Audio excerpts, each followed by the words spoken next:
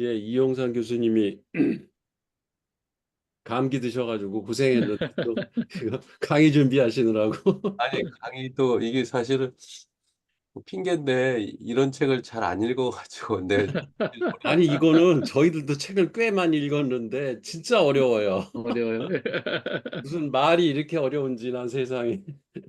그저 지금 핑계 하나 대고 시작할게요. 제가 그 동아시아 철도사 책을 하는데 이제 중국 철도 책이 지난주에 출간이 됐어요. 아, 중국 철도 역사 발전 한 아, 3년 하느라고 하여튼 힘들었는데 일본 철도 역사 발전, 한국 철도 역사 발전 이제 나오고 드디어 이제 동아시아 지난주에 출간이 돼서 그 핑계로 제가 공부를 못했다는 걸 좀 이렇게 네. 아, 아니 알겠습니다. 그거 저희한테 한번 세미나 한번 해주시죠. 저희 예, 북토크하면 한번 해주세요. 그 북토크로. 궁금해. 그런 철도 역사 이런 거 사실 우리가 어디 가서 알 수가 없잖아요. 그러니까 그 직접 쓰셨으니까 얘기 좀 해주세요. 그거 한번 저희 그냥 출간 기념.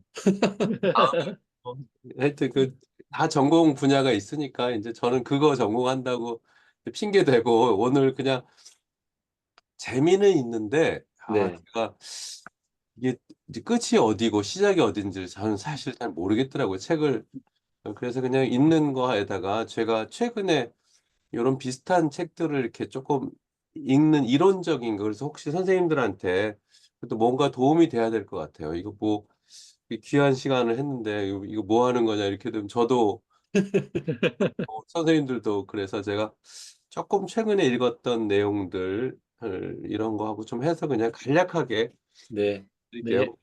깊이 있는 내용은 아닙니다. 제가 그 맡은 책 챕터 읽으면서 전반적으로 제가 느낀 게 인간이 소비와 소통의 주체가 아닌 객체로 전락하는 모습을 인다는 것을 제가 느꼈습니다. 그래서 우리가 알지 못하는 가운데 이렇게 우리가 주인이 아닐 수 있겠구나라는 생각이 좀 들었고요. 예, 그리고 책에서 제가 역사에 관심이 있어서 그런지 역사엔 똑같은 사건이 두 번 일어난다. 실제적인 역사적 중요성과 희화적 재현 및 추악한 화신 굉장히 저한테 와닿더라고요.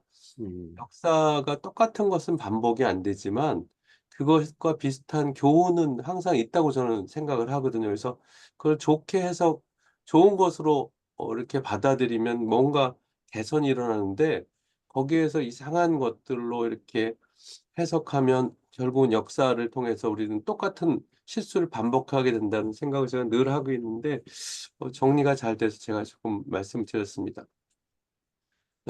그리고 제가 좀 재밌었던 게 소비는 유행과 재교육에 종속되는 경향이 있다 이런 부분들이더라고요.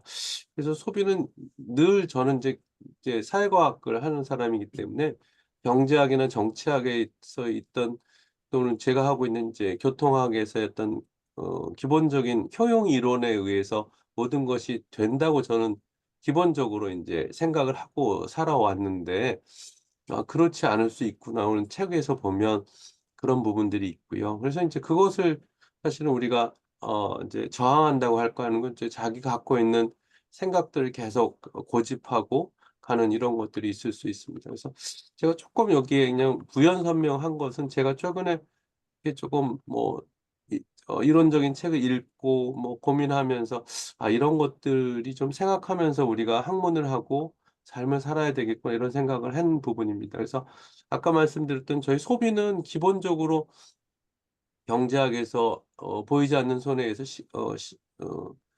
수요와 공급에 의해서 가격과 공급의 규모가 결정이 되고 합리적인 가설에 의해서 된다고 늘 이제 그게 경제학의 기본이고 우리가 그렇게 소비를 하는데 최근에 경제학이나 정치학은 또 많이 바뀌었더라고요. 예를 들면 경제학의 소비는 개인의 효용에서 이제 다른 요인의 소비가 이루어질 수 있다는 그 이제 보는 경제학자들도 그렇게 보거든요. 이 지금 이 책을 쓴 분도 아마 그런 생각을 하고 있지 않을까 이런 생각이 들었습니다. 예를 들면 최근에 행동 경제학이라든가 심리 경제학, 뭐 행복 경제학, 너치 이론 같은 경우를 보면 효용보다는 문화적, 제도적 요인이 소비를 결정한다고 그렇게 얘기를 하는 너치 이론 같은 경우는 노벨 경제학상을 받은 굉장히 유명한 이론인데 예를 들면 뭐 교육 효과를 증대하기 위해서 작은 그룹에게서 약간의 보너스를 지급하는 것이 전체적으로 긍정적인 영향을 미칠 수 있다. 아주 사실은 작은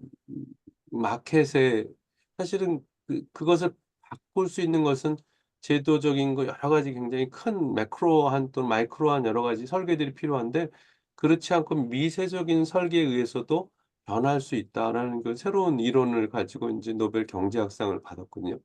그래서 이러한 그런 새로운 이론들이 지금 소비에도 영향을 주고 있지 않은가 이런 생각이 듭니다. 음, 그다음에 인제 정치학 최근에 인제 제가 쪼끔 인제 철도의 해외 수출 문제를 좀 고민하다가 '어느 나라를 가는 것이 좋을까?' 이런 부분들을 좀 고민을 좀 했었어요.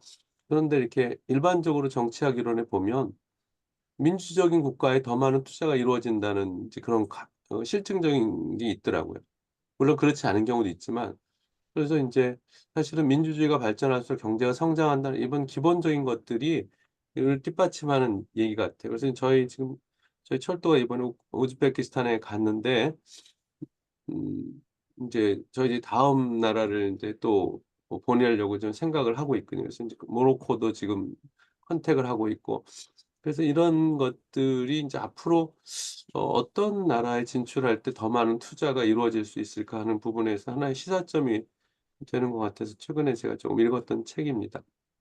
또 최근에는 이미그레이션 문제들이 굉장히 많이 우리나라도 지금 제주도에 그때 난민 문제가 있었는데 그래서 굉장히 여러 가지 재미있는 현상들이 있더라고요. 우리나라에서는 있지 않았던 이민 문제에 대해서도 지금 이민 그분들이 지나가고 난 다음에 제주도민들이 그분들에 대한 어떤 정서적인 좀 이렇게 이해를 통해서 이민 문제에 쪼끔 오픈 마인드가 됐다 이런 이제 논문도 나와 있고요.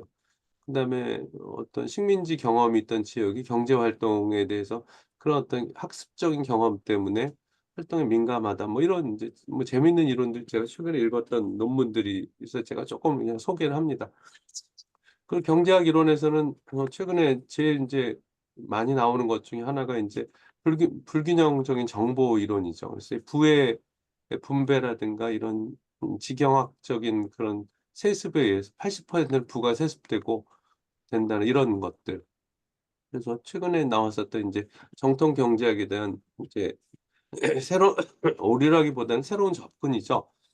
그동안에는 경제는 개인의 인디비주얼리즘에 의해서 개인에 의한 어 효용에 의해서 결정이 된다고 이렇게 봤는데 이제는 자꾸만 상호 의존적이고 또 예전에 한번 여기서도 공부했었던 것 같은데 정보망의 영향 서로 네트워크 이론으로 해서 경제적인 것이 영향을 받고 그다음에 더 나아가서는 인제 효용뿐만이 아니라 마음의 경제학이라고 해서 행복의 문제. '많은 것을 가지고 있다는 것이 행복할까?' 음 저개발 국가에 있는 사람들을 행복하지 않다고 얘기할 수 있을까? 이런 인제 근본적인 문제까지 제기를 하는 그런 인제 마음의 경제학이라는 최근에 동양적인 어떤 내면적인 접근 방법을 가지고 경제학을 한번 해석할 수 없을까? 그래서 이제 굉장히 그동안에는 좀 이렇게 단편적으로 봤다면 굉장히 홀리스틱한 접근 방법으로 가고 있다는 거를 제가 좀 이렇게 최근에 경제학이나 정치학에서 굉장히 재밌는 이론들이 많이 나와서 제가 쪼끔 설명을 했습니다. 이와 관련해서 제가 아까 말씀드렸던 그 인제 저는 인제 교통을 전공하는데 저희가 인제 KTX 수요를 인제 제가 인제 예측을 인제 마지막 PM으로서 KTX 수요를 예측을 하는데 굉장히 어려웠던 게 뭐냐면 교통도 마찬가지로 수요와 공급에 의해서 시간과 그다음에 가격에 의해서 규모가 결정이 되는데 설명이 안 되는 게 뭐냐면 명절에 우리의 이동이 있잖아요. 9 시간 10 시간 걸려도 집에 가야 되잖아요. 이거는 제가 얘기하는 교통에 있어서는 시간과 비용 함수로서는 해석이 안 됩니다. 그렇잖아요. 9 시간 걸려서 그럼 가면 안 되거든요. 안 가야 되는데 우리는 가잖아요. 인제 그게 결국 인제 우리의 제도적인 우리의 마음이거든요. 우리 고향이 있고 가정은 이 경제적인 현상으로 설명이 되는 게 아니잖아요. 우리는 그러니까 그런 부분들에 대한 부분들이 앞으로 인제 우리 이 모형에서라든가 경제학 어떤 교통이라든가 이런 부분들에서 이제 새로운 이제 변수가 되는 거죠. 이제 쉽지 않은 문제이지만 하여튼 이러한 그래서 홀리스틱한 부분으로 접근하지 않으면 그러한 내용들이 제대로 보이지 않을 수 있다는 그런 것 때문에 제가 좀 설명을 했습니다. 그다음에 이 책에서 두 번째 재미있는 게 커뮤니언 서로 그 커뮤니케이션에 의해서 만나는 것이 더 이상 상징 매체에 의해서가 아니라 기술 매체에 의해서 행해진다. 이 부분이 굉장히 재밌더라고요. 지금 오늘 우리 이런 줌 모임도 마찬가지지 않습니까? 상상할 수도 없었던 어제도 제가 어떤 이제 회의에 했는데 세계 각국의 사람들이 들어와서 회의를 하거든요. 뭐 나라가 다 다르고 뭐 그런데도 이렇게 뭐 자 진행이 되더라고요. 그러면서 이런 것들이 결국은 기술 매체를 쓸 수 있는 사람 또는 거기에 접근이 가능한 사람들이 의해서 인제 커뮤니케이션과 함께 그런 어떤 네트워크가 된다는 거는 굉장히 그동안에 상상할 수 없었던 이제 새로운 그래서 '기술 매체가 굉장히 중요하다.' 그리고 이 책에서 나오는 건 커뮤니케이션에서 나누어지는 것은 엄밀한 의미에서 지식이 아니며 나누어 가진 것은 기호와 준거, 학교 교육의 희미한 교육 기억과 유행의 지적 신호의 기묘한 집합체 잘 무슨 말인지는 잘 모르겠는데 하여튼 뭐 의미는 그럴 것 같아요. 그래서 다양한 그 커뮤니케이션에서 다양한 것에 의한 진짜 홀리스틱하게 해석할 수밖에 없다. '커뮤니케이션이 이루어진다.' 이런 인제 생각을 할 수밖에 없습니다.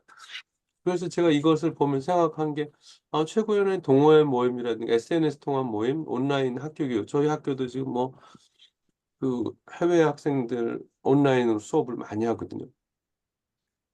그러니까 이런 부분들이 새로운 인제 그 커뮤니케이션과 이런 부분들로 인제 새롭게 해석될 수 있다고 말씀을 드릴 수 있고요.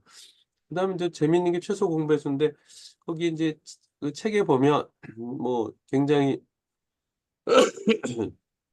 어 귀한 그 예술품들이 대량으로 공급이 되는 이런 부분들이거든요. 그래서 그건 이제 저희들이 경제학적으로 보면 이제 문화의 대량 생산 경제학적으로 고정 비용만 충족하면 그다음부터는 그 기업에서는 고정 비용만 해서 해결되면 나머지는 그냥 변동 비용을만 하면 벌을 수 있거든요. 고정 비용만 충족하게 되어 있어 그래서 이 대량 생산도 바로 이러한 것들과 관련이 있을 수 있고 또 대량 생산을 또 민주화도 모든 그 지식이라든가 이런 것들을 함께 할 수 있는 어떤 민주적인 것과도 관련이 있지 않을까 이렇게 이 책에도 얘기하고 저도 그런 생각에 동의를 합니다.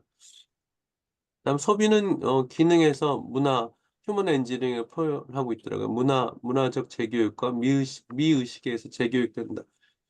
그래서 이 소비가 그동안에 전통적으로 이렇게 효용에 의해서만 결정되는 것이 아니라 교육과 그다음에 또는 사회적 지위 이동, 계층 이동과도 관련이 있다. 이게 인제 음 이 소비를 통해서 자신을 이제 나타내기도 하고 요새 인스타그램에 젊은 사람들의 또는 고가의 물건들을 소비하는 브랜드 상품 같은 경우도 결국은 그 과시욕과 사회적인 지위를 인정을 받고 계층의 이동을 상징하는 이런 이제 새로운 패턴으로 소비가 이루어진다는 것을 인제 저도 그런 부분에 동의를 하고 있습니다. 음. 그다음에 인제 고가 제품의 구매와 인제 SNS의 참여도 마찬가지고요. 그다음에 인제 가제트와 유의성인데 여기서 저도 가제트라는 내용을 잘 몰랐는데 이게 굉장히 재밌더라고요. 이건 제가 한 건 아니고 어디 이렇게 내용을 몰라서 이렇게 찾다 보니까 재미있는 거여서 그냥 제가 읽겠습니다. 이렇게 생각하면 가정 내에 있는 가제트는 슬롯 머신, 어 트릴리포, 라디오의 퀴즈 프로그램, 드럭스토어의 컴퓨터 게임, 자동차의 계기판, 더욱이 작업장의 현대적인 분위기를 만드는 전화기에서 컴퓨터에 이르는 진지한 기술 설비 전체에 연결된다. 이것들은 기능에 매료되거나 어린아이처럼 발견과 기계 조작의 넋을 잃어버리고 여러 가지 메커니즘과 색, 그리고 변형의 놀이에 막연하거나 강한 호기심에 끌려서 우리는 이 모든 것을 가지고 다소간 의식적으로 논다. 유의적이다. 소비 사회는 근본적으로 사물을 과잉 생산하는 사회이다. 생산된 사물은 사람들의 기본적인 필요만큼만 유용성과 목적성을 갖게 하고 나머지 부분은 그 유용성과 목적성을 자연스럽게 잃어버린다.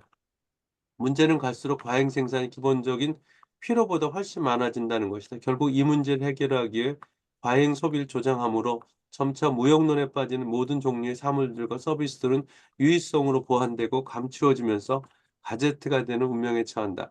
가제트가 무용성을 유희성으로 감춘 것이라면 소비 사회는 결국 무용성이 지배하는 사회가 된다. 그리고 무용한 것을 과잉 생산하고 무용한 것을 과잉 소비하는 악순환 속에서 유용한 것은 점차 희귀해지고 마침내 무용한 것과 유용한 것에 구분되지 않은 사회가 된다. 모든 사물이 점차로 가제트가 되어가는 소비 사회에서 인간은 가제트와 같은 유형의 인간이 된다. 즉 소비하는 인간은 이 세계에서 어떠한 목적성이나 유형성을 점차 잃어버리면서 쾌락에 붙잡힌 무용한 존재로 되어버린다. 이 같은 의미에서 소비 사회에서 풍요한 인간의 삶에 풍요로움과 여유를 가져다 주기보다는 인간을 쾌락에 중독된 무기력한 존재로 만드는 역할을 하게 된다.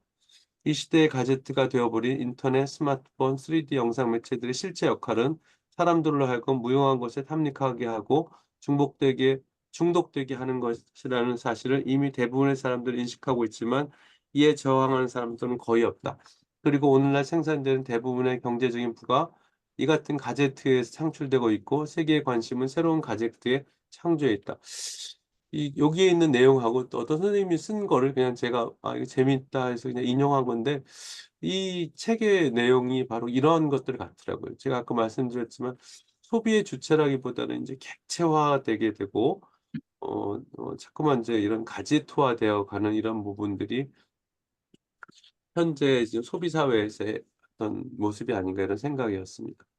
그다음에 이제 팝아트 같은 경우에도 이미지 전달과 유희성으로 어떤 예술적인 부분보다는 굉장히 유희성 이런 부분으로 가고 있다는 이제 얘기하고요. 광고도 제가 굉장히 와닿더라고요. 광고는 사물의 의사 이벤트를 만드는데 이 의사 이벤트가 광고의 연설에 소비자들의 동의를 통해 일상적의 실제적인 사건이 된다. 그러니까 광고가 어떤 진실을 초월해서 어 결국 그것을 통해서 인제 믿게 하는 그런 거죠. 그렇게 이제 되어 버렸다는 것이 '아 그럴 수 있겠구나.' 우리가 만드는 광고든 접하는 광고들이 실제로 있는 것보다는 이제 그러한 그 상징적인 것들을 자꾸만 강조함으로 인해서 '아 그럴 수 있게 된다. 믿게 된다.' 이런 생각이 들더라고요. 그다음에 좀 읽겠습니다. 경제학적으로는 실제 일어나고 있는 현상이 아님에도 불구하고 이런 현상에 유력한 영향을 미칠 수 있는 의견에 대중적인 심리가 반응에 따라 해당 현상이 발생한다는 것과 유사한 효과를 나타내는 것을 일컫는다. 이는 경제학의 사회학적 특성에 기인한 것으로 경제적 현상은 자연현상과 달리 어 사 결국 사람들의 판단에 의해 행동에 의해서 그 결과가 나타나기 때문이다. 대표적인 사례로 경제 위기 당시 미국 연방준비제도 앨런 그린스펀 의장의 발언과 행동 일치를 보면 알 수 있다. 연준 위원장의 회견이 있기 전날에는 전 세계 주식시장과 채권 시장이 초긴장하게 되며 의장의 말 한마디 의견에 따라 전 세계 경제가 그에 맞춰서 요동치는 것을 보면 알 수 있다. 조금 쉽게 가볍게 보면 이런 식이 된다. 유명 디자이너가 올해 여름은 시원한 파란색 옷이 유행할 것이라고 발언했다고 가정하자. 그럼 당장 옷 만드는 곳에서 파란색 옷을 만들기 시작한다. 그리고 이 말을 들은 사람도 올해 유행은 파란색이구나 하면서 파란색 옷을 사게 된다. 당장 디자이너 말은 들어본 적이 없는 사람도 시장이 많이 지켜난 파란색 옷에 보다 친근감을 가지게 될 것이다. 이러한 파란색 옷은 더 많이 팔릴 수밖에 없다. 이런 이제 재밌더라고요. 그래서 우리가 지금 음 이렇게 소비하고 있고 우리가 결정하는 것들이 어 굉장히 지금 기존에 있는 것과 많이 달라질 수 있구나.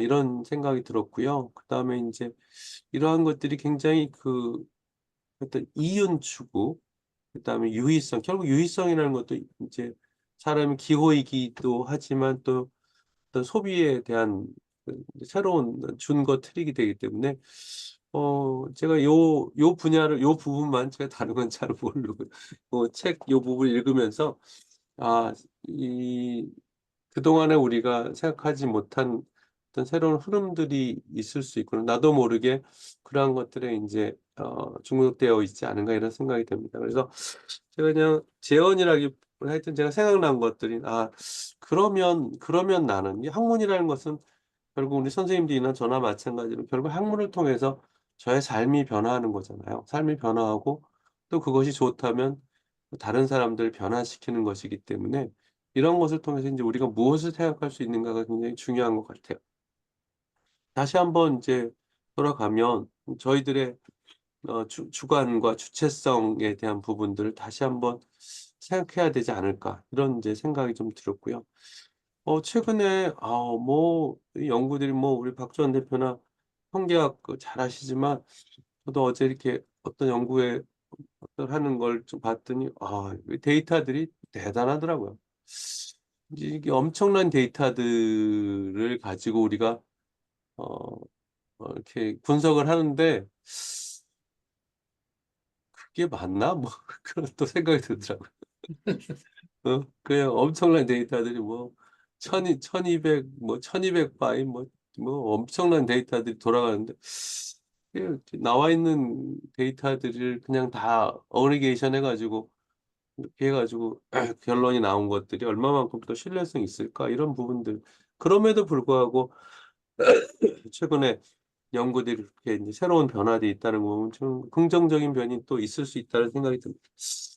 음. 그다음에 이제 맨 마지막으로 이 실제적인 부분에 대해서 쪼끔 더 우리가 고민을 해야 될 것 같아요. 우리 여기 선생님들이 다 각자 분야의 전문가시고 어떤 이제 정책 제안도 하시고 또 과제도 하시는 데 있어서 실제적인 문제를 좀 다양한 그 학제 간 연구에서도 좀 힌트를 얻어서 해볼 수 있지 않을까 이런 생각이 좀 들고요.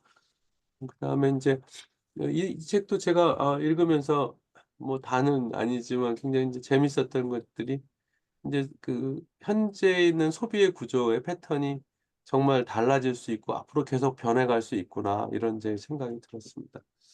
네. 그냥 간략하게 그냥 이제 네 이것으로 마치겠습니다. 네. 그냥 네. 수고하셨습니다. 감사합니다. 수고하셨습니다. 네. 네, 제가 좀 궁금한 게 좀 몇 가지 있습니다. 그 내용 중에 조금 위쪽에 커뮤니케이션에서 나누어지는 것은 음. 엄밀한 의미에서 지식이 아니다. 그러니까 사실 우리는 커뮤니케이션을 하면서 그 고대의 인류는 계속 그 지식을 전달해 왔지 않습니까? 내가 갖고 있는 지식을 다음 세대에 전달하고 또 전달하면서 그 지식에 의해서 그 인류의 생존율을 높이는 일들을 해왔는데 그게 아니다라고 지금 얘기를 한단 말이에요. 오히려 그런데 그게 기호와 준거, 어쩌면 희미한 그냥 학교에서 얘기하는 기억, 그리고 그냥 어떤 신호다. 음. 이런 어떤 기묘한 집합체다라고 하는 이 커뮤니케이션에 대한 정의가 좀 많이 달라진 것 같아요. 뭔가 이분이 장 보드리아드의 해석에 의하면 이 부분을 조금 좀 더 하자면 어떻게 얘기하는 게 좋을까요? 이게 이게 사실 왜 지식이 아니라고 한 거죠? 나는 사실 궁금하더라고요, 교수님. 저는 잘 모르겠어요. 아, 네. 우리 이제 아니, 여기 있는 모든 분에게 사실 이 책은 그, 모두가 읽어온 거고요. 모두가 다 답을 해야 됩니다.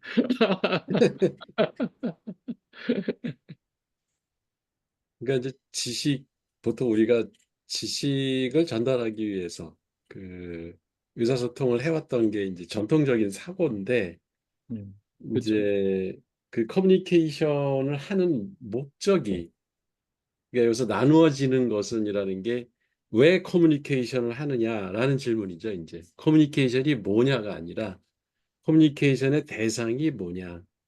음, 그러니까 과거에는 메시지 전달. 그게 음, 이제 전통적인 의사소통 이론에서 보는 거거든요. 그 센더와 보내는 사람과 받는 사람이 같은 메시지를 주고받는다. 근데 그 이제 메시지가 뭐냐? 그랬을 때 과거에는 전통적으로 지식을 전달한다. 그 지식을 받는다. 이제 그런 것이 주로 커뮤니케이션을 하는 이유였는데 이제는 그런 거는 그 습득할 수 있는 통로가 너무 많아진 거죠. 음, 옛날에는 사람을 통해서만 이렇게 구전을 하든가 뭐 전화를 하든가 뭐 컴퓨터로다가 서로 메시지 주고받든가 이러면서 인간 대 인간으로 그 지식을 습득하는 게 일반적이었고 커뮤니케이션이라는 게 그게 주 목적이었는데 지금은 여기 계신 분들도 그렇지만 그 지식 지금 습득하기 위해서 뭐 챗GPT 틀고 그다음에 구글 검색하고 하지 사람하고 이렇게 커뮤니케이션을 안 하잖아요. 그러니까 지식 습득 방법이 모두가 바뀐 거죠.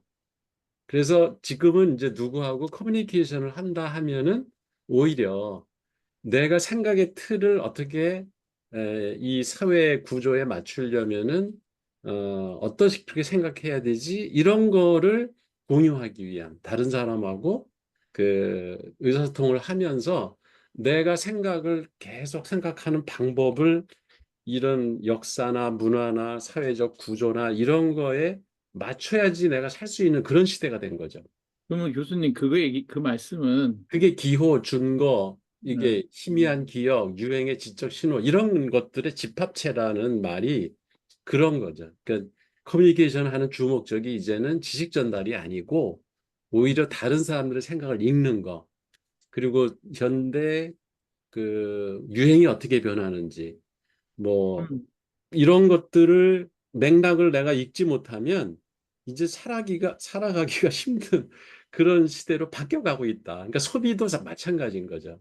옛날에는 내가 필요하니까 물건을 샀는데 그 물건 쓰려고 지금은 그런 소비도 있죠. 아직도 음식은 그렇게 하겠죠. 의식주는 아마 그런 부분이 좀 있을 거예요. 아직도. 근데 전체적인 소비의 비중으로 본다면 그렇게 내가 그 사용 가치나 이런 거에 의해서 소비하는 부분은 극히 쭉 줄어들고 갈수록 줄어들죠.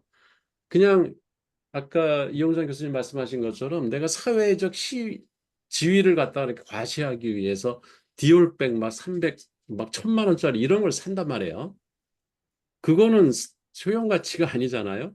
그러니까 그렇게 소비도 사회의 패턴, 다른 사람들이 뭘 소비하느냐 이런 거에 의해서 끌려가듯이 우리가 그 주체로서 소비를 하는 게 아니라 사실 주체로 소비하는 거는 사용 가치에 의해서 사면 되거든요. 근데 에, 이게 문화 때문에 주변 사람들이 뭘 사서 쓰는데 나는 안 쓰는 게 뭔가 뒤처지는 듯한 느낌. 아, 그러면 교수님 그게 결국은 그 내가 의미작용한 어떤 기호, 내가 만든 아니면 어떤 사회가 만든 기호에 계속 그 새로운 것을 계속 그 제시해 가면서 네. 그것을 그 설득시키든 내 기호를 받아들이게 하든 내가 누군가의 기호를 받아들이든 이 기호의 어떤 그 교환이라고 본다는 거죠. 이게 지식은 그죠? 이미 그 보편적으로 갖고 있는 거고 음, 그 음. 지식을 내가 해석하는 해석체의 어떤 기호에 의해 가지고 전달하고 뭐 설득하고 막 그러는 거라는 거죠. 그런 시대라는 그냥 거죠. 그 커뮤니케이션 하나의 주 목적이 지식 전달이 이제는 아닌 시대가 됐다. 아, 예. 예. 그러면 지식을 전달하기 위한 커뮤니케이션보다는 오히려 그 너의 그럼 기호는 뭐냐? 네가 알고 그렇지. 있는 예. 지식의 기호는 뭐냐를 내가 보다. 생각하는 그 어떤 소비를 하거나 이런 판단의 근거가 뭐냐. 예. 이런 것들을 서로 전달하고 공유하는 것이 이제는 커뮤니케이션의 주 목적이 됐다는 거죠. 아, 그러네요. 그럼 누군가 대화할 때도 내가 뭔가 아는 거를 계속 음, 전달해 가는 것보다는 그러니까 너 집 몇 평 샀어? 이렇게 물어보는 거 지식 전달하고 아무 상관없잖아. 근데 궁금하거든.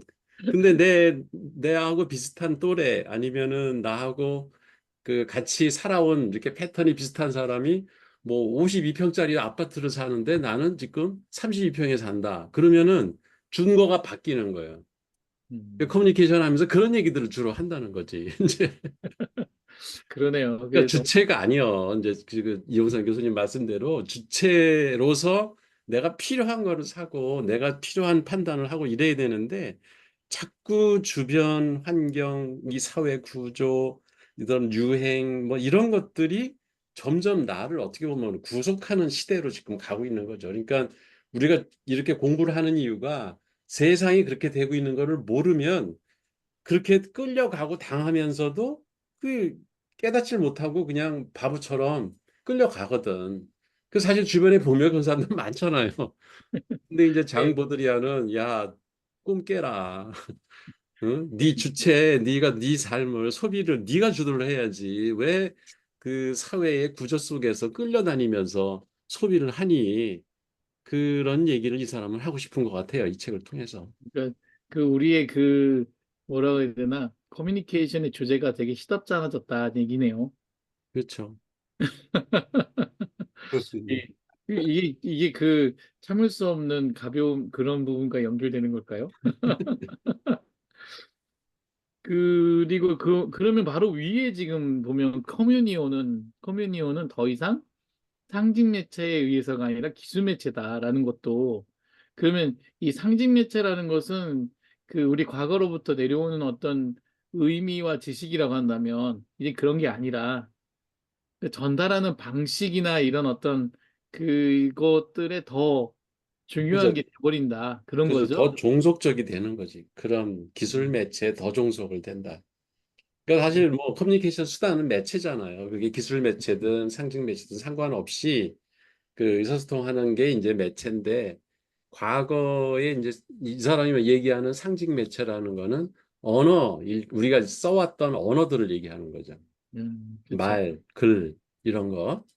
뭐 그렇죠. 그 그림이나 중요한 뭐 이런 것들이 지식들. 다 이제 교환 수단이었는데 그게 이제 상징 매체를 대변하는 전통적인 그 언어들을 얘기한다면 최근에 이제 뭐 그 구글이나 이런 인터넷이나 이렇게 뭐 SNS나 이런 것들은 그런 상징성보다는 이 기술에 종속된서 우리가 그거를 쓰지 않으면 안 되는 식으로 어 사람들을 계속 유혹하잖아요.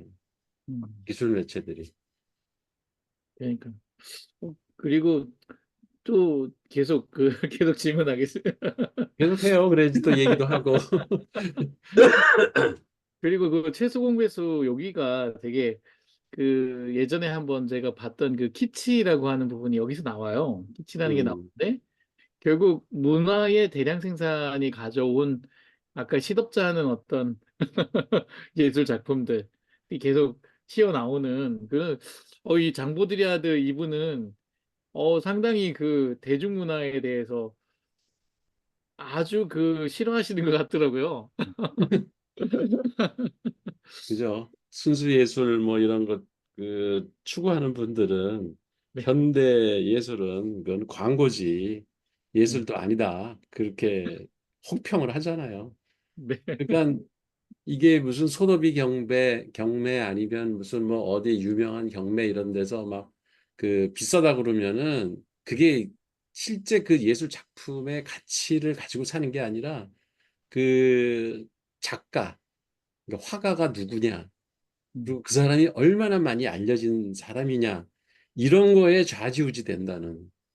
음, 네, 그래서 진짜 예술 작품을 보면 뭐 어떤 사람은 눈물이 난다는데 나는 사실 그런 경험을 별로 한 적이 없어서 예술 작품을 감상하는 법을 내가 잘 몰라서 그런가 보다.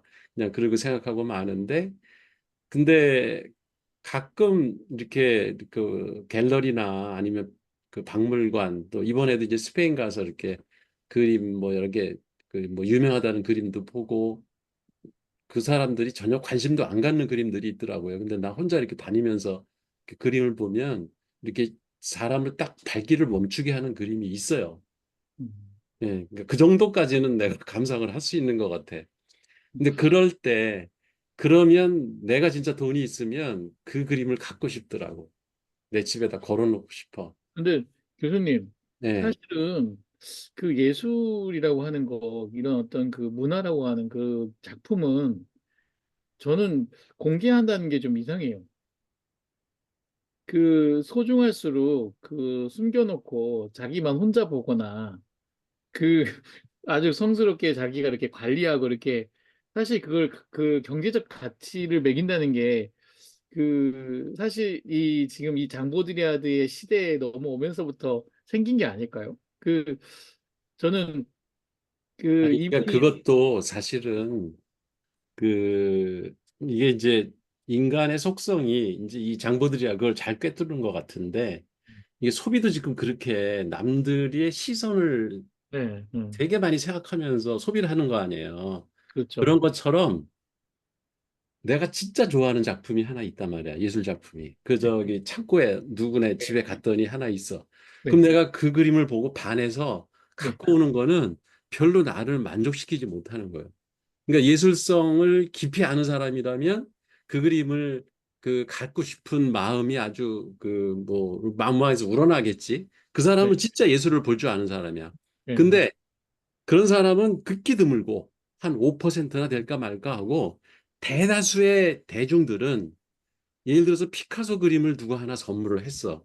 그러면 이게 피카소 작품이라는 거 하나 때문에 그 작품이 좋은지 모르는지 그거는 관심 없고 이거는 피카소 진품이라고 하는 그 말 한마디에 이게 감지덕지 해가지고 이거를 그냥 금박해가지고 이렇게 막 걸어놓고 그걸 볼 때마다 막 뿌듯하고 막 나는 응? 피카소의 원작을 가지고 있다라고 그 그래서 그게 이제 이 사람들 피치잖아요. 예, 대부분 심리가 그렇다는 거예요. 그러니까 일부러 팔리지도 않을 그림을 갖다가 경매에다 내가지고 값을 음, 그냥 뒷다 올려놓으면은 그 그림 보는 것만으로도 막 뿌듯해하는 사람들이 많다 이게. 그 그림 소비도 똑같다는 거예요. 그러니까 예술 그러니까 작품. 지금 그게 소비 심리라는 거잖아요. 그렇지. 대부분의 대중들이 그런 소비 심리 때문에 음, 그림도 그런 식으로 감상한다는 거죠. 예술 작품. 그, 이 과거에 정말 그 왕족이라든지 귀족들이 그 즐겼던 자기만의 어떤 그 작품 이런 거하고는 다르죠. 되게 다른 거네. 예. 그 대중 예술이라는 게 그런 거지. 그 아, 대중 뭐야 문화도 그렇잖아요. 네, 케이팝도 뭐 나 어떤 거는 진짜 듣기도 싫은데 그 가수들의 유명세 이것 때문에 노래가 나왔다면은 그냥 하루 만에 수십만 장이 팔리고 막 이런 것들이 있어요. 그건 유명 가수가 판을 내면은 무조건 일단 수십만 저기가 카피가 팔려. 근데 아무리 예술성 있는 사람이 해도 그 작품은 아주 오랫동안 이렇게 그 평가받기 전에는 별로 빛을 못 보는 경우가 그래서 그런 실험이 있대잖아요. 그 저기 무슨 미국의 그 카네기 홀에서 연주할 정도로 유명한 그 피아니스트가 세계적인 피아니스트인데 그 사람이 그 기차역에서 연주를 했대요. 네. 근데 아무도 관심을 안 갖더래. 그 세계적인 피아니스트의 연주에 아무도 관심을 안 갖더래. 그 외모가 다르면 몰라본 거지, 이제. 네, 그러니까요. 근데 그 사람이 세계적인 그 피아니스트라는 거를 아는 순간 구름대 같이 사람이 모이는 거지. 그치. 근데 이분의 어떤 말씀 중에 그 책 내용에 그 아름다움과 독창성의 미학, 아름다움과 독창성의 미학에 대항하여 키치는 이란 표현이 있어요. 그래서 네, 시뮬레이션의 미학을 만든다라고 써 있거든요. 네, 그러니까 사실 아름다움과 독창성의 미학은 과거의 어떤 예술 작품이 갖는 그 독자적인 그 힘을 얘기하지만 그렇죠. 키치는 시뮬레이션의 미학이라는 표현을 써요. 이게 만들어낸 가짜지. 그것도 하나의 가제트지. 여기서 얘기하는 가제트. 이 시뮬레이션이라는 의미를 그러면 그냥 가상 아니면 그냥 가상. 내가 복제, 만들어낸 어떤 그렇지. 맞아요. 복제품 뭐 이런 뜻으로 예, 예, 이해하면 되는 거죠. 예. 알겠습니다. 인공적으로 만들어낸. 근데 시뮬레이션 난 좋은 언어로 생각하고 있는데. 아, 이분이 쓴 책 중에 예, 시뮬라크르라는 책이 있잖아요. 예, 그 시뮬라크르의 영어는 시뮬레이션이에요. 예. 그래서 좋은 의미 아닌가요? 왜 이걸 이렇게 까죠? 아, 그게 우회적으로 까는 거지. 그러니까 그, 저기 시뮬라크르는 플라톤의 입장에서 보면 가짜의 가짜잖아. 아, 그죠? 그렇죠. 예. 예. 근데 현대 사회는 그거에 더 많은 가치를 두잖아요. 음. 인간이 인위적으로 만들어낸 거를 훨씬 더 가치를 두지 진품에는 관심이 없다고 지금은. 그러니까 대중들의 그런 심리를 우회적으로 비판을 하는 거죠. 아, 그게, 그런 심리를, 음, 그러니까, 그러면서 이제 가제트의 유의성이라는 표현을 쓴 것 같아요. 그래서 네. 유의성이라는 부분이 되게 우습다는 거잖아요. 가제트와 유의성. 음. 그 가, 가제트도 사실은 좋은 말이에요, 원래는. 그죠. 그렇잖아요. 그 뭐야, 그 저기 만화 영화 있었잖아. 네, 모든 것이 다 되는 네. 손과 팔이 다 나오는 그런 건데, 근데 이 가제트를 얘기하는 게 이제 무용한, 그러니까 결국 이제 소비가 이제 사용 가치에 의해서 사람들은 이제는 만들고 쓰고 했는데 이 가제트는 그거하고 상관없이 이 무용하고 뭔가 유의성, 그러니까 즐거운, 재밌는 것들에 의해서 그냥 만들어진 그런 어떤 새로운 어떤 그 제품, 그 상품, 뭐 이런 것들을 되게 이제 그 뭔가 신기한 물건. 특이한 물건. 근데 별로 소용은 없는. 네. 사용 가치는 별로 없는. 그죠? 그런, 그게 가제트지. 예, 그런 것들을 가제트라고 하고, 그것이 소비 사회에 되게 중요한 사물들이다, 이게. 음. 야, 쓸모는 없지만, 신기한 것들이 계속, 이게 어디죠? 가트너의 사이클 있지 않습니까? 이렇게 기술 곡선. 네. 기술 곡선하고 비슷한 것 같아요. 가트너 기술 곡선 보면 초기에 이게 뭔가 새로운 게 나오면 갑자기 막 사람들한테 이렇게 환호를 받다가 혐오의 계곡에 확 들어가거든요. 그래서 그 기술이 뭔데? 나하고 뭔가 직접적으로 연결되는 게 뭔데? 라고 하면서 혐오의 계곡에 싹 들어가요. 음. 그리고 나서 얘가 서서히 이젠 이 기술들이 생활에 이렇게 접목이 되면서 서서히 성장하거든요. 여기에 이제 진짜 성장은 여기서 일어나거든요.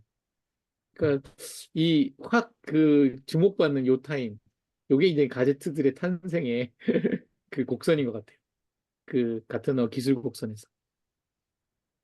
아까 제가 그러니까 지나가 버려가지고 이해를 못 했는데, 아까 이용상 교수님이 왜 데이터 요새 음. 분석을 하고, 그게 무슨 그게 의미가 있을까라고 하시고, 이어서 그래도 유의미하다. 그게 쓸모가 있고 뭔가 의미 있는 발견들을 해나간다. 이런 말씀을 하셔서 그 부분을 조금 부연 설명을 좀 해주시면 어떻게 바라보셨는지. 요즘에 이제 데이터 사이언스, 뭐 빅데이터 처리하고 뭐 빅데이터 분석하고 막 이런 것들이 유행처럼 막 이게 벌어지고 있잖아요. 그 부분에서 아까 언급을 하셨는데 제가 계속 빨리 가셔가지고 그 부분을 정확히 이해하지 못한 상태에서 지나갔어요. 그 부분을 조금 좀 부연 설명 좀 해주세요. 네, 사실 뭐 정확하게는 모르겠는데 지금 예를 들면 뭐 네이버에 있는 데이터를 다 어그리게이트하고 분석을 하잖아요.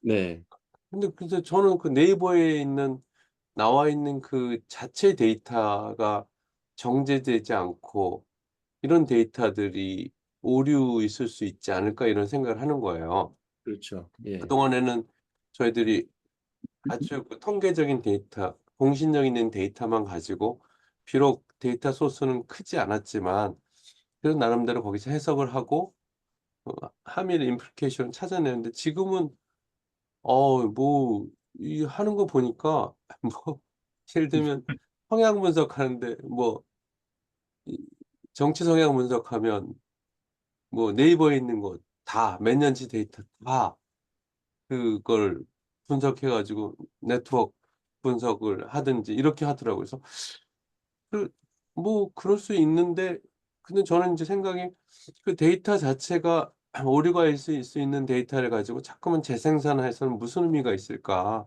음, 왜래 그래서 제가 그래서 양적인 방법론하고 질적인 방법론이 같이 가야 된다는 생각을 하는 거예요. 네, 데이터 가지고 있는 함정이 분명히 있기 때문에. 그래서 저는 쪼끔 역사적인 제도적인 접근 이런 부분들이 저는 뭐 제가 통계 쪽은 잘 몰라서 그런데 이쪽의 트렌드를 저는 굉장히 중요하게 생각을 하거든요. 네, 그래서 그 그런 의미에서의 어떤 홀리스틱한 접근. 그래서 제가 번 제가 책을 하나 썼는데 무슨 책을 썼냐면 통계로 본 한국철도 역사라는 책을 한번 어, 독점을 해 예, 봤어요. 예, 예, 음. 그래 갖고 통계로 어떻게 역사를 한번 해석을 같이 한번 해 볼까라는 거를 해 봤는데, 물론 뭐 엄청난 통계는 아니에요. 그냥 이렇게 부분 부분의 인제 트렌드를 보고 그다음에 인제 중간중간에 굉장히 핵심적인 중요한 부분에서는 이제 이렇게 쪼끔의 어떤 분석을 좀 가미해서 해석을 하고 이렇게 해서 통계학과 역사학을 한번, 그래서 제가 그냥 한번 시도로 통계로 본 한국철도 역사라는 110년 데이터를 가지고 제가 해 봤어요. 예, 이제 그러면서 나름대로는 재미있었다 뭐 그러고 그냥 제 나름대로 만족하고 이제 덮었던 기억이 있는데, 그래서 지금 지금 최근에 이렇게 막 엄청난 데이터들이 나와서 거기서 나온 해석이 결론적으로 맞다 이렇게 가는 부분에 대해서는 쪼끔 제가 아직도 음. 좀 역사에 관심 있는 사람으로서는 쪼끔 제가 의문이 있는 부분이 있어요. 그래서 네. 그런 부분으로 해서 제가 쪼끔 음. 음. 사족을 다루고. 저도 최근에 그 이제 그 저희 회사에서 그 디지털 과정 뭐 ESG 과정 이렇게 들어와서 그 강의 듣는 학생들한테 어, 기회가 있을 때마다 제가 하는 말이 지금 그 교수님 하신 말씀하고 되게 맥이 같은 거예요. 뭐냐면 그 이제 뭐 파이썬이나 이런 랭귀지를 배워가지고 뭐 데이터를 그 SNS 이런 데서 크롤링을 해가지고 그거를 그래프로다가 이렇게 막 표현해가지고 뭐 그래프도 그리고 뭐 네트워크 분석이니 뭐 이런 기법들을 배워가지고 이제 시각화하고 막 이런 거를 주로 이제 애들이 많이 배워요. 이제 정보 기술을 요새 배운다고 하면. 근데 사실 진짜 그런 데이터도 하나의 이게 소비 대상이잖아요. 그거는 아무 생각 없이 그 데이터를 소비하는 거거든요. 그런 식으로 분석하는 거는. 그러니까 지금 말씀하신 것처럼 그 데이터가 과연 옳은 건지, 그 크롤링한 데이터들이 과연 신뢰성 있는 건지, 이런 거에 대한 검증은 없고, 데이터가 그냥 잔뜩 쌓여 있으면 그 데이터는 일단 옳다 이런 그 일종의 그 저기 뭐 유발 하라리가 데이터 귀신, 데이터 신을 믿듯이 데이터 거기서 기 나온 분석 결과는 무슨 대단한 진리를 발견한 양 이렇게 보는 거는 상당히 문제가 있다. 정말 그 의미 있는 데이터 그리고 우리의 의사결정이나 우리가 어떤 판단을 하는데 정말 가치가 있고 도움되는 데이터는 내가 의도적으로 만든 데이터가 훨씬 더 신뢰인 게 많다. 그건 어떤 그 논문을 써가지고 저기 발표하는 뭐 교수들이나 연구자들이 하는 데이터가 얼마나 정제하게 고민해가지고 고민에 고독을 거듭해가지고 그 데이터를 구합니까? 그래서 거기서 나온 그 데이터 분석한 결과는 뭔가 임플리케이션을 주고 어떤 학문의 발전을 기여하거든요. 분명하게. 그게 우리 어떤 학문의 역사였고 그렇지만 지금 이렇게 떠돌아다니는 데이터들을 긁어가지고 그걸 멋있게 포장을 해서 이렇게 보여준들 재미는 있겠지만 그게 과연 믿을 만한 데이터인가? 우리의 어떤 인사이트를 주는 데이터인가? 라고 하는 거는 늘 의심해야 된다. 음. 그리고 니들이 그 데이터를 소비만 하지 말고 그 남들이 만들어 놓은 데이터잖아요. 그게 다. 스스로 데이터를 만들 생각을 해라. 예를 들어서 설문지라도 만들어서 고객들한테 물어보고 그다음에 내가 만드는 정보 시스템을 사용할 사람들한테 직접 물어봐서 그 사람들한테 어떤 정보가 필요한지, 당신들이 원하는 게 뭔지, 무슨 판단을 하려고 이 데이터를 원하는지 이런 것들을 철저하게 분석을 해가지고 그거에 맞는 정제된 데이터를 구해서 그거를 분석해가지고 그분들한테 그 필요한 정보를 제공한다고 하면 의미도 있고 너희들의 몸값은 올라간다. 근데 지금처럼 그렇게 떠돌아다니는 데이터를 그냥 긁어 모아가지고 뭐 그래프 멋있게 그렸다고 이거 기법을 배우는 데는 도움이 되겠지만은 거기에 머물면 너희들은 절대로 사회에서 그 대접받는 사람이 될 수 없다. 이 얘기를 꼭 하거든요. 그 지금 말씀하신 거 똑같은 얘기잖아요. 그게. 예. 그게 저는 그 연구 제가 이제 연구기관에 그 PMS를 관리를 많이 하다 보면 그 연구비를 주잖아요. 그리고 연구가 끝나고 나서는 성과를 5년 동안 조사를 해요. 그 조사하는 항목이 매출액, 그 연구 그 과제로 그 나온 매출액, 그리고 그것 때문에 발생한 고용률, 그리고 그거로 발생한 뭐 어떤 회사의 그 기여도 뭐 이런 거를 그 한 네다섯 개 정도의 지표를 한 5년 동안 조사를 해요. 음, 근데 그 되게 그 설문을 통해 가지고 되게 진지하게 다 수집을 하는데 그 다 쓰레기거든요.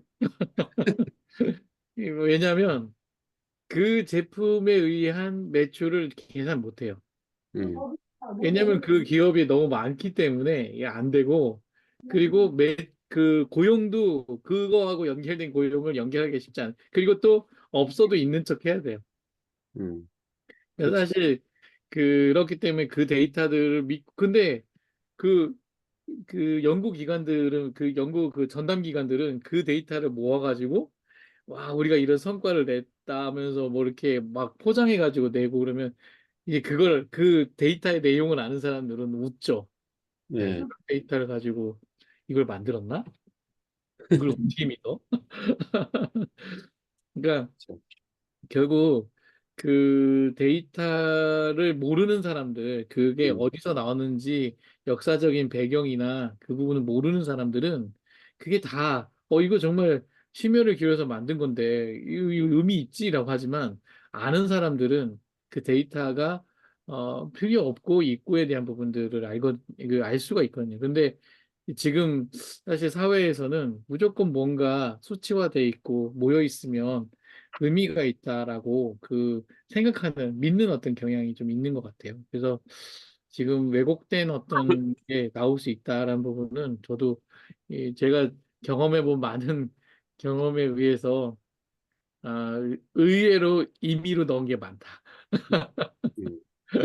그 최대한 억지로 만들어내는 것도 많고. 예, 억지로 만들어내는 것들이 참 나도 모르겠는데 쓰라니까 어쨌든 쓰는 거 많다. 예, 여튼 그렇습니다. 이게 정제된 데이터와 정제된 그걸 생산해내는 그런 그 의식과 사고력, 그리고 그걸 맞아요. 구조화시켜서 이렇게 데이터가 나올 수 있게 만드는 그런 어떤 그 설계, 이게 결국은 인간이 이제 앞으로 사실 이제 작년이나 재작년부터 지금이 시작일 수도 있다. 근데 지금 계속 데이터는 풍성하다고 하거든요, 다들. 근데 막상 제가 도메인으로 가보면 데이터가 없다고 그래요. 쓸모 있는 데이터가 없지. 데이터가 없어요. 뭐 문제 해결에 필요한 데이터는 없는 거예요. 근데 그러면 어떻게 하면 되냐라고 했을 때 그걸 설계하지 못해요. 그치? 데이터를 만들어내는 능력을 키워내는 거예요. 예. 근데 사실 이게 사실 그거는 대학에도 문제가 있어요. 네, 이게 중고등학교 때는 어쩔 수 없다 그러지만 대학에 들어오면 애들이 네, 스스로 자기가 필요한 데이터를 만드는 훈련을 시켜야 되는데 네, 대부분은 데이터를 교수가 줘. 네, 그리고 분석하는 방법만 알려줘. 네. 그러니까요. 통계 시간에도 통계를 그 밖에 나가서 통계 조사를 해다가 그걸 분석하라고 그래야 되는데 그게 아니라 샘플 데이터를 다 주어. 그리고 네, 그거 그 공식대로 아니면은 뭐 패키지 이용해서 분석해가지고 그거 내래. 그럼 네, 애들이 답이 다 똑같죠. 네. 그러니까 그러니까요. 평가하기 좋잖아. 그러면.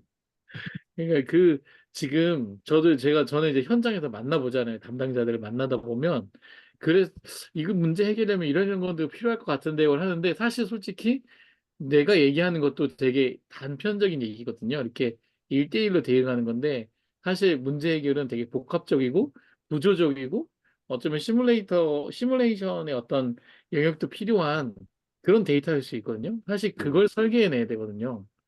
근데 그거는 도메인 전문가가 아니면 못해요, 사실은. 근데 그죠. 그분이 도메인 지식을 가져야 이제 예, 데이터를 뭐가 네, 데이터가 필요한지 새로운 데이터가 기존에 설계할 수 있는 거죠. 예, 있는 거는 이용하고 그거 예, 플러스 어떤 데이터를 더 추가해야 의미 있게 내가 지금 해결하려고 하는 문제에 필요한 데이터가 다 종합적으로 갖춰지는가 이런 판단을 할 수 있으려면 네, 도메인 지식이 기본으로 깔려 예. 있어야죠. 예. 그러니까 그 설계 능력, 데이터 설계 능력이 지금 저는 제일 중요하다. 그 해석 능력은 이제 그 LLM도 나왔고 좋은 게 많이 나와가지고 이제 앞으로 거기다 집어넣으면 다 해석해 주거든요. 음, 근데 설계 능력이 없어요. 설계 능력. 그 그죠. 부분이 거기에서 이제 신뢰도를 확보해야 되는 거고 예, 그런 게 참 어렵더라고요.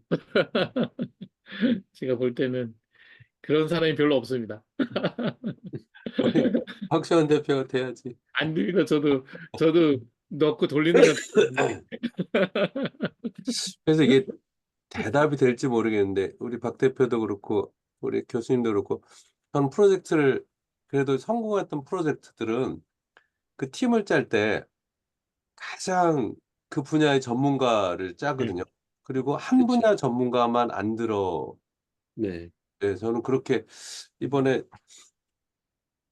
또 이제 얼마 전에 했었던 그 나름대로 좀 재미있게 했었던 건데 제가 이제 PM으로 할 때는 하여튼 어떤 것든지 하여튼 가장 그 분야에 가장 뭐 네, 친소를 떠나서 네, 네, 전문가가 누구냐를 일단 찾는 작업을 하고 예. 그리고 같은 분야를 안 넣어요. 네, 그죠. 같은 분야 안 넣고 그리고 매달 저희가 연구회를 했어요. 아, 네. 계속 했고 또 모르면 그쪽에 가장 최고의 전문가를 불러다가 강의를 듣고 근데 그러면서 한 2년 해서 인제 최근에 잘 끝난 프로젝트가 하나 있는데 근데 지금 우리 박수환 대표 부분 저는 너무 잘 알죠. 제가 연구소 생활 17 년에 대학 생활 17년 딱딱 반씩을 했는데 연구소에서 그 데이터 예, 대충 만들고 대학으로 넘어와서 뭔가 이론으로 내가 기여해 보자고 대학으로 왔는데 이거 쉽지 않은 인제 상황이었는데 그럼에도 불구하고 제가 할 수 있는 영역에서 뭔가를 해야 되는 부분들은 그래도 제가 그런 부분들 그냥 프로젝트를 받으면 그냥 뭐 같은 생각을 하는 사람들이 이렇게 대충 하지 않고 힘들죠. 제가 이런 프로젝트를 한 2-3 년씩 하면 예, 정말 힘들어요. PM은 거의 그죠. 거의 완전히 뭐 이 음, 거의 너덜너덜 때 이거 PM 맞나 이게 뭐 저 제대로 하면 그렇죠. 예 이 완전히 뭐 마지막에는 주관도 없는 사람이 되어 버리고 그렇지만 이제 끝나면 아 이게 굉장히 재밌는 프로젝트이 이렇게 2 년, 3 뿌듯하죠. 년 그렇게 해서 프로젝트가 결과가 좋게 나오면 네 저렇게 나와요. 뿌듯하고 아 이제 그래서 그거를 아까 이제 학제간 그 네. 제언 마지막 하실 때 두 번째가 그 학제간 그 연구를 이제 그 하는 걸 권장하신다고 한 게 지금 말씀하신 것처럼 네. 그 내 분야에 가까운 사람들 모아놓고 말은 편하고 일은 이건 쉬운데 쉽죠. 예. 새로운 아이디어가 안 안 나오죠. 나와요. 네. 그래서 하여튼 그것도 하나 방법이 아닌가. 현재 아, 네, 뭐 획기적인 건 안 나오지만 그래도 현재 있는 틀에서 전문성과 학제간 그다음에 자주 보면서 또 공부하는 걸 지속적으로 하다 보면 메꿔질 수 있는 부분들이 있지 않나 이런 생각이 좀 들더라고요. 예. 우리 현영석 교수님은 자동차 전문가세요. 아. 아. 그래서 그 철도 저기 회의하실 때 그 우리 현영석 교수님 지금 그 자동차 어떤 분야신가요? 교수님 직접 말씀하시죠. 네. 아, 아 좀 잠깐만요. 지금 들리시나요? 네, 네네네. 좋습니다. 네네. 지금 밥 먹고 1층에서 올라가고 있어요. 네. 제가 들었는데 제가 늦게 들어와서 밥을 못 먹어서 금방 안 끝날 것 같아서 지금 다시 가고 있는데 제가 이 비디오 켜고 말씀을 좀 드릴게요. 두 개로 하니까 지금 문제가 되네.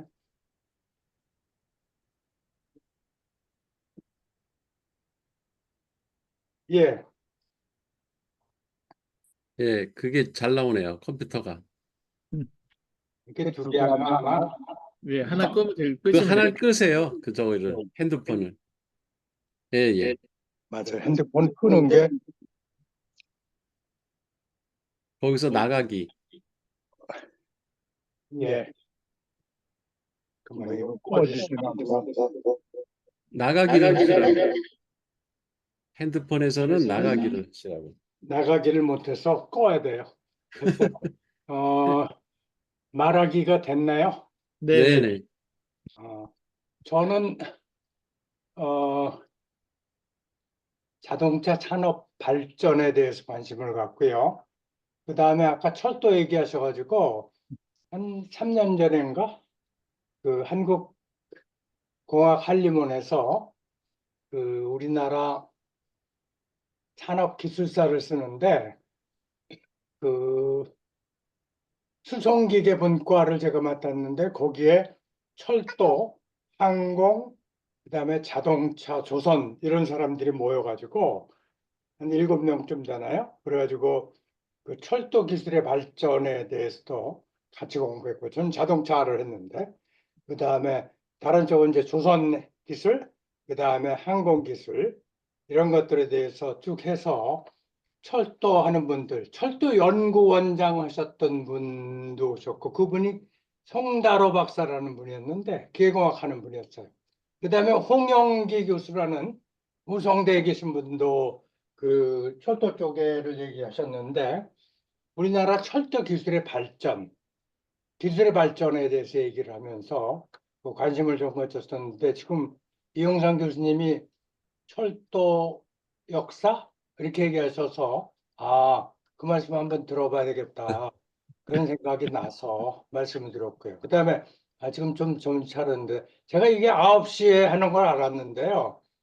저는 하루에 2끼 먹는데 밥을 9시 근처에서 먹거나 그러거든요. 항상 늦게. 그래가지고 이게 금방 끝나나 그랬더니 금방 안 끝날 것 같아가지고. 어떤 때 3시간 갑니다. 그래요? 네. 저번에 그런 얘기를 좀 들어서 잘못하면 오늘 굶겠다 그래가지고 금방 일찍 가가지고 그 밥 먹으면서 듣긴 들었어요. 근데 그 얘기 말씀하시는 거 좀 들었고 그다음에 이 책은 저는 무슨 책인지 잘 모르겠네요. 그다음에 책을 잘 안 읽어가지고 전체 흐름은 잘 모르겠고 그다음에 다시 왔다 갔다 했는데 저는 자동차 공학을 했고 그 다음에 자동차 회사에도 몇 년 다녔고 대리까지 했으니까 현대자동차에서 한 4년쯤 다닌 것 같네요.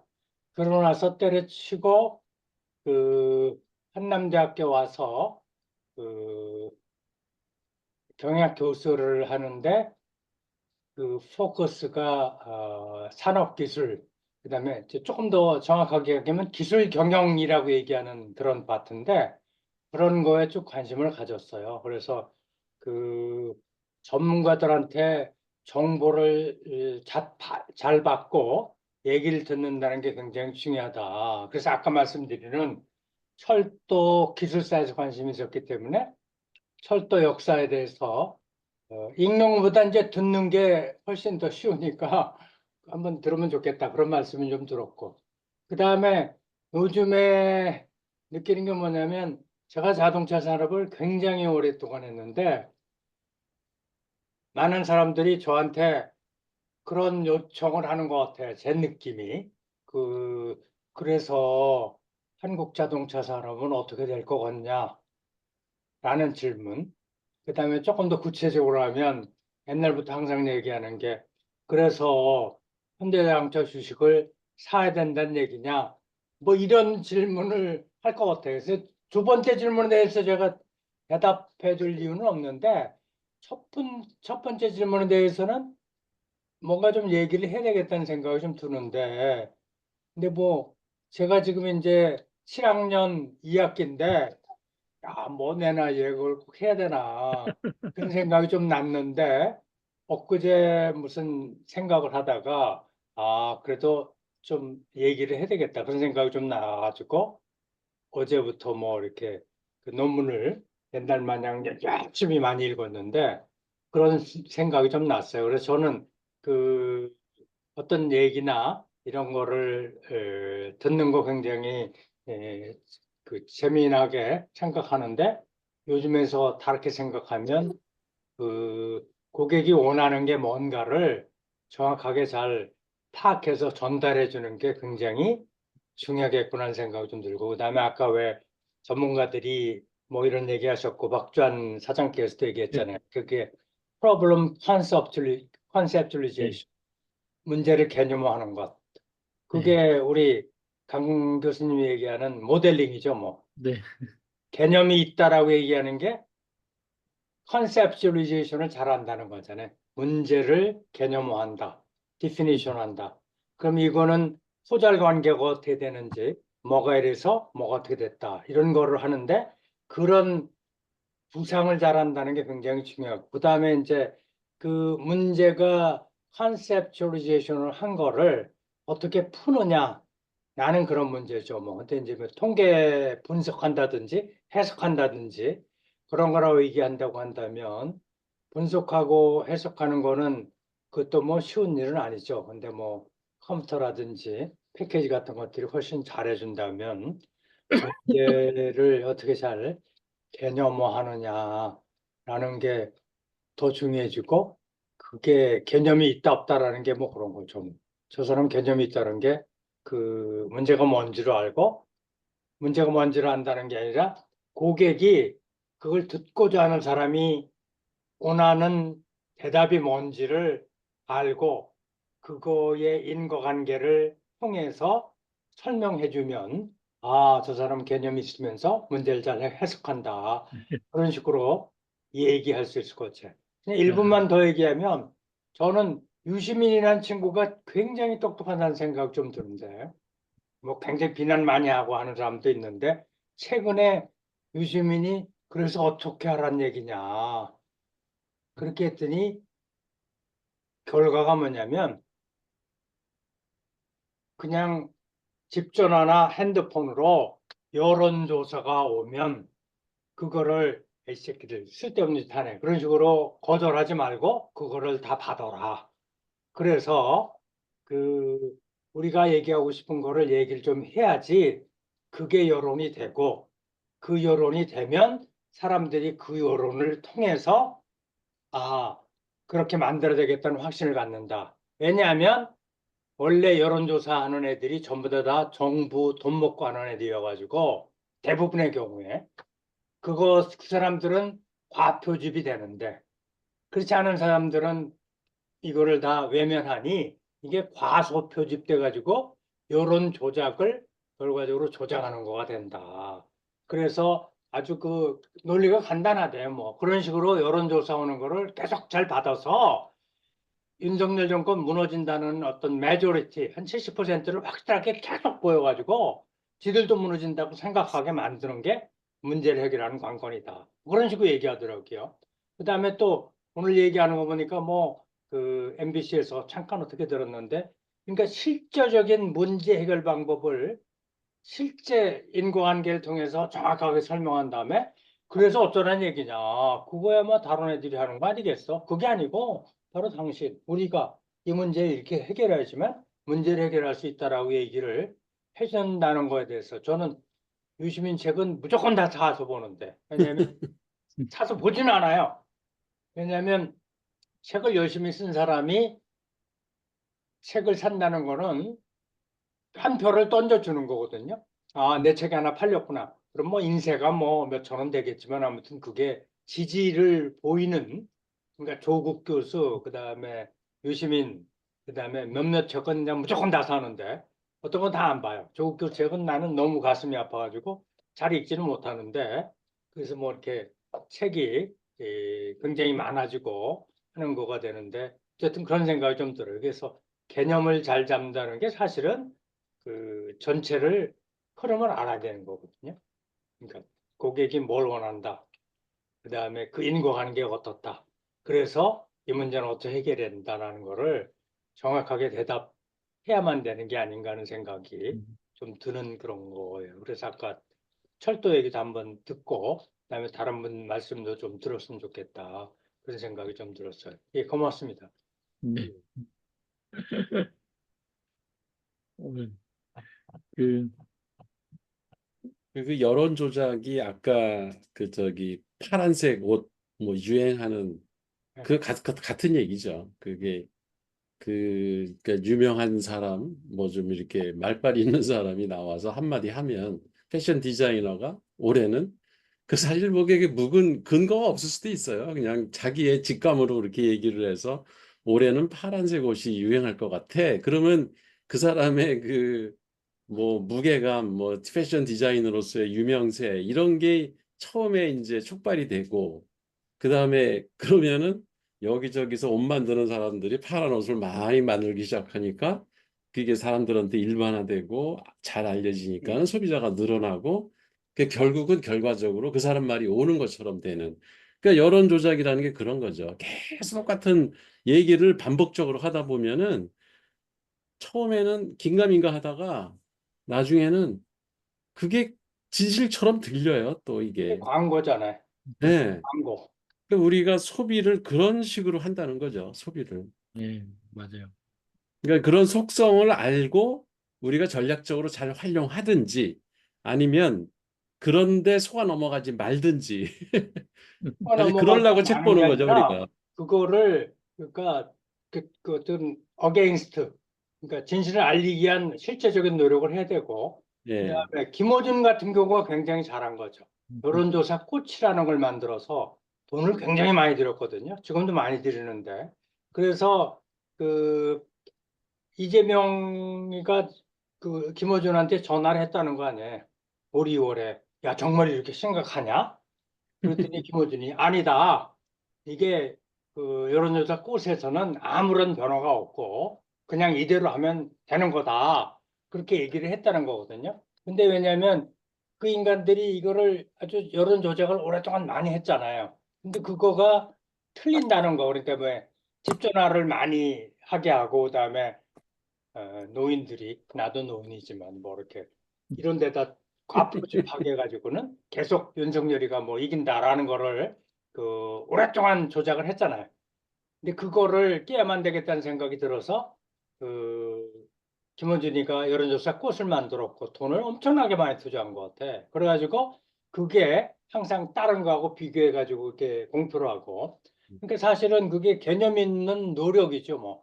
여론조사의 조작이 결과적으로는 선거를 조작해서 문제를 해결하는 민주주의를 말살하는 문제가 된다. 근데 참 이 그러면 책을 보면 실제적으로 볼수록 예. 실제적으로 돈을 가지고 그거를 대적하는 그런 노력을 해야만 되는 거죠. 뭐. 그래서 저는 그 자원이라는 게 돈이라는 게 그렇게 중요하다는 생각이 좀 들어요. 자원이 있어야지만 해결을 하고.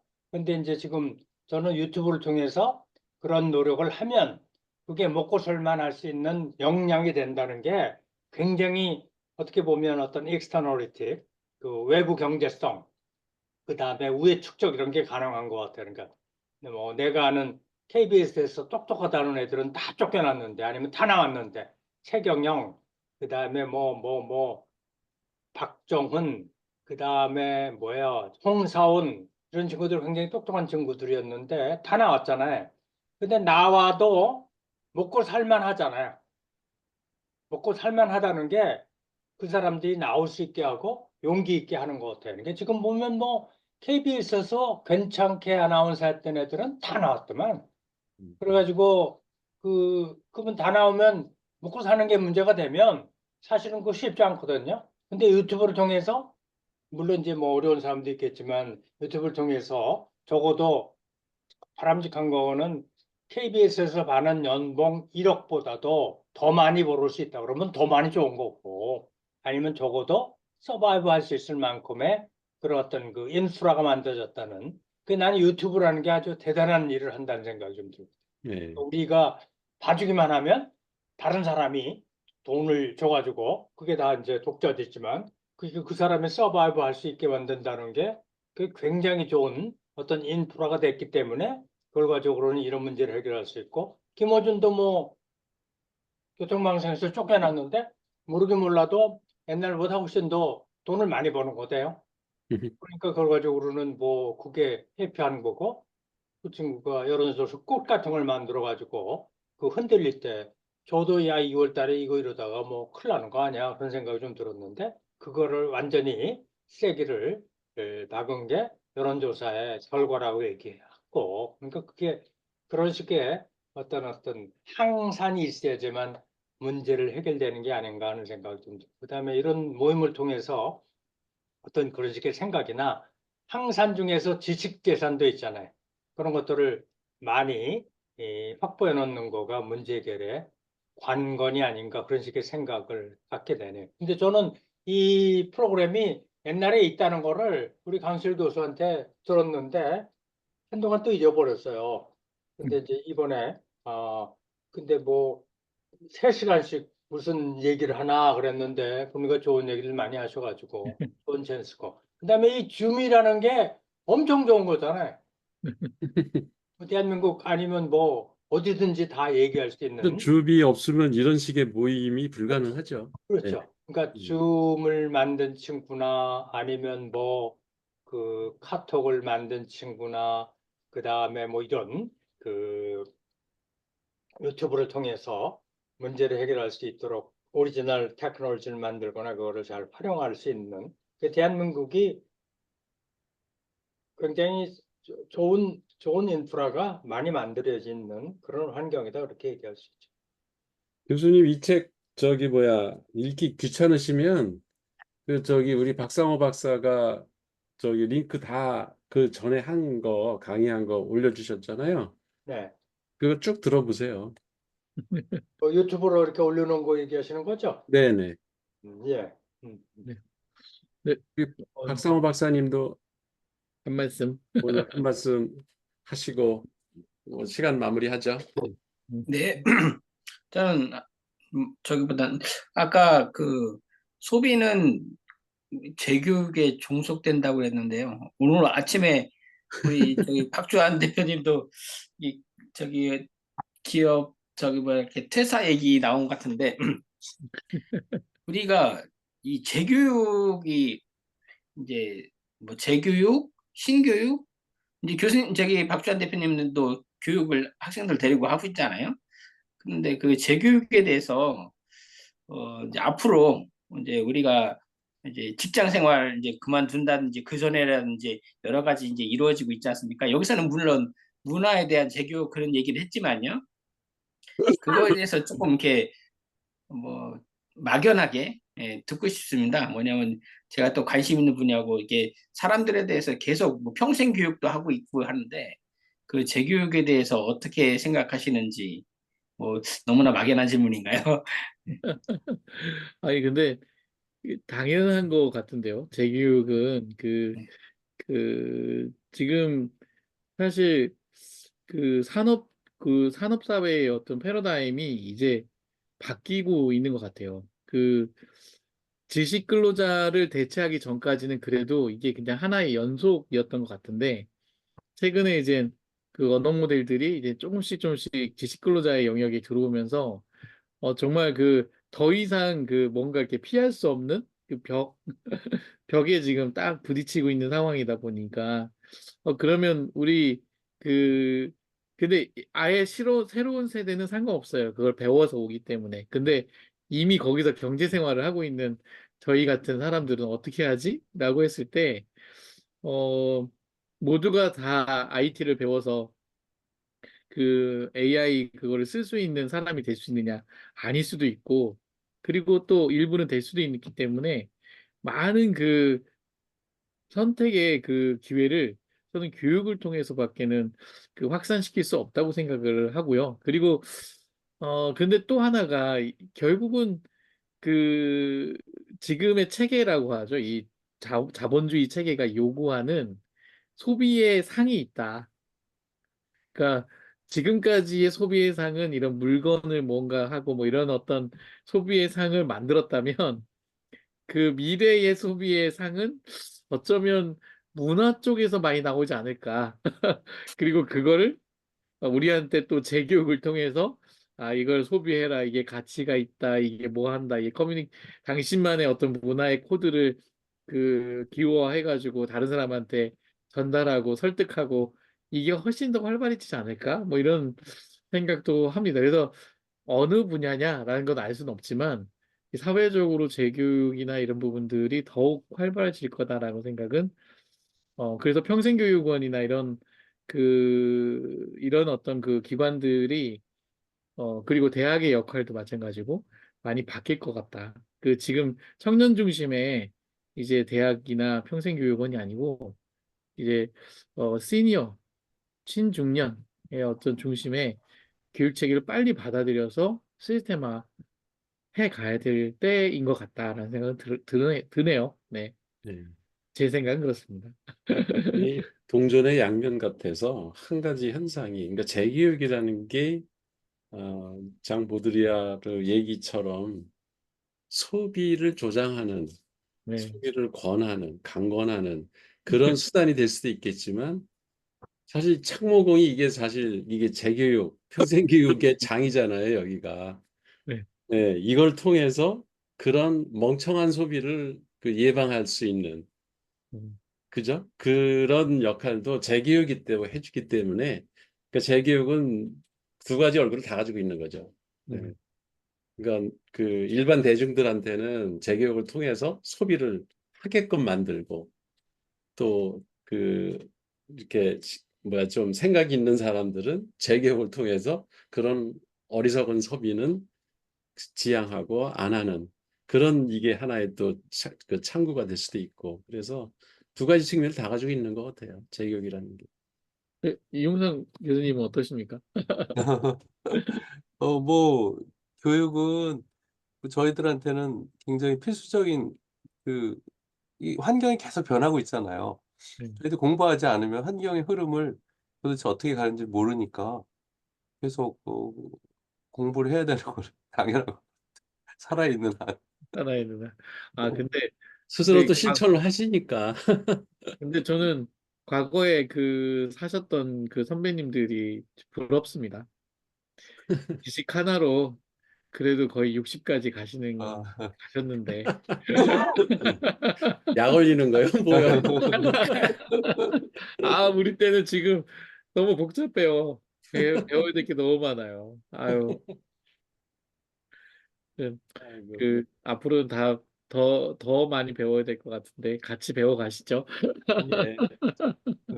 중요하죠. 교수님 고맙습니다. 네, 예, 오늘 네, 감사합니다. 네, 네, 감사합니다. 감사합니다. 감사합니다. 예. 네, 예, 다음 주에 고맙습니다. 뵙겠습니다. 네, 네. 감사합니다.